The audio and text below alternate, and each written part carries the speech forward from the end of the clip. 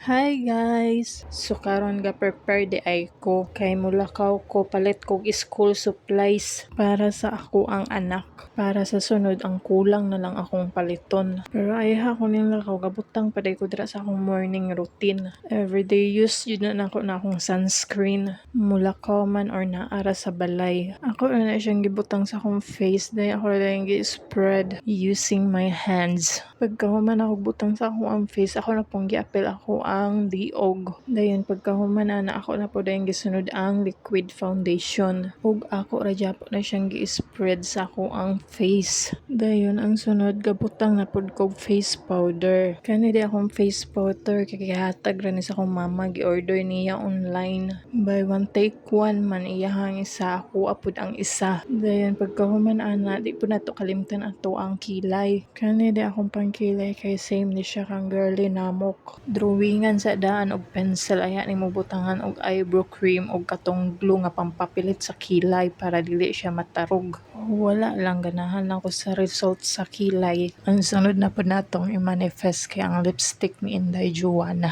Naman ko lipstick pero di ko ganahan mo gamit kay di ko ganahan sa color. Unta sa sunod maka-order ta atong Bella and Beauty. Dayon pagkahuman ako pangarte ng lakaw na dayon may kauban ako ang anak ug ako ang papa nga mo'y ga-drive. Akong mama manggod kay dili na kay makalakaw-lakaw kay sakit iyang tiil. Kung mulakaw man gani ka na rang magpa-check up.